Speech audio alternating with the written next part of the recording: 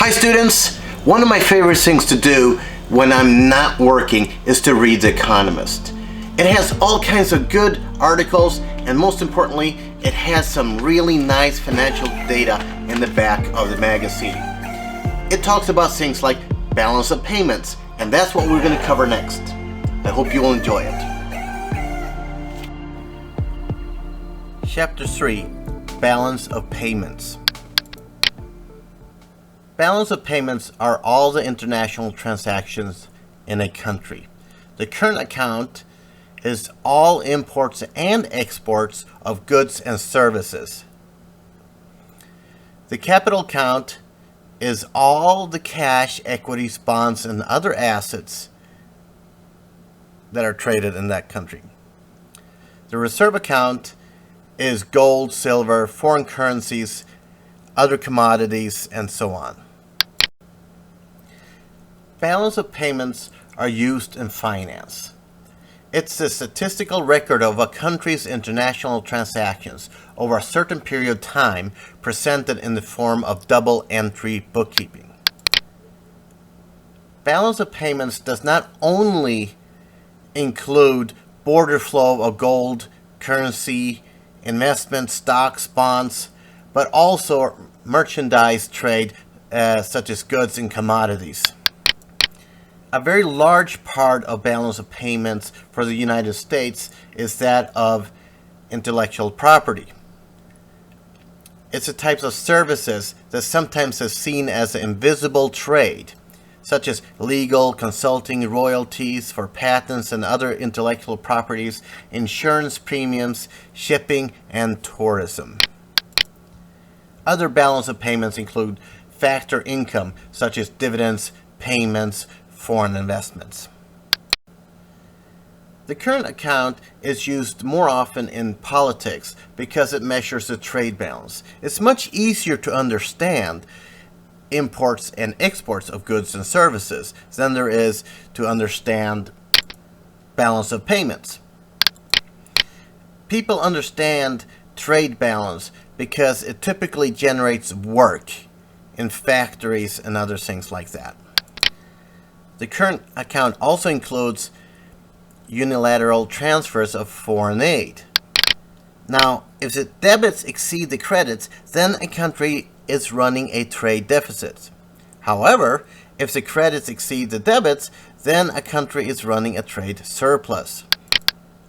Trade war is typically a result of a prolonged imbalance in the current account. The capital account measures the differences between U.S. sales of assets to foreigners and U.S. purchases of foreign assets.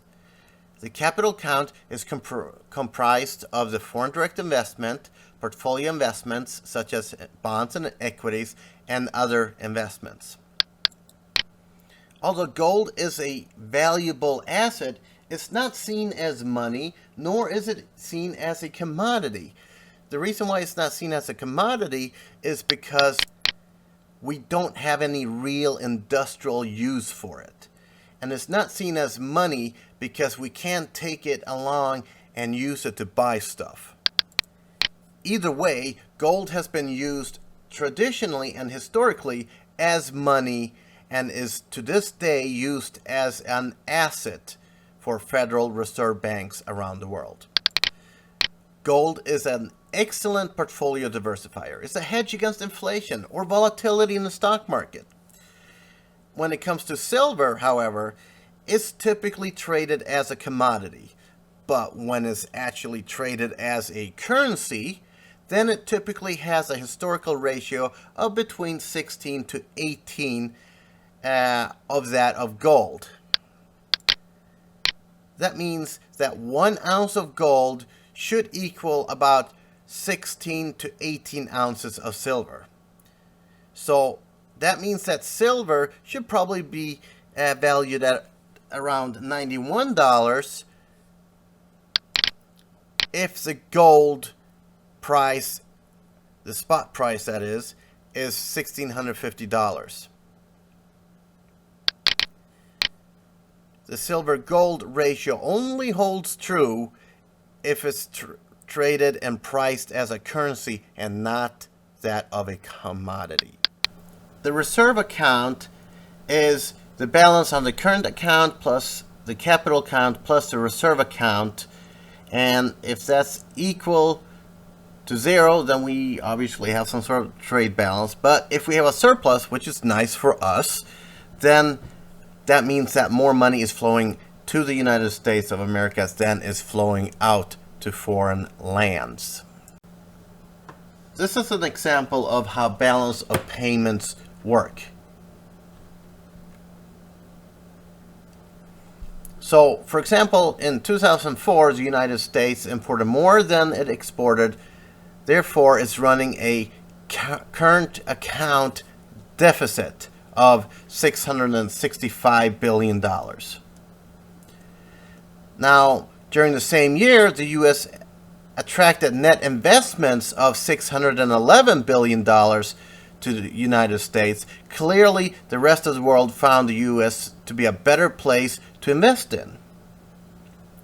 Under a pure flexible exchange rate regime, these numbers would balance each other out.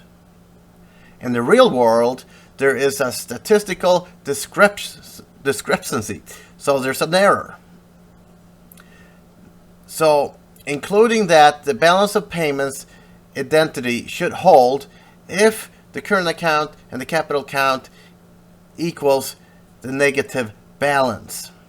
In this case, 2.8. The exchange rate would impact the supply and the demand. As U.S. citizens import, they supply dollars to the foreign exchange market. As U.S. citizens export, others demand dollars at the foreign exchange market as well.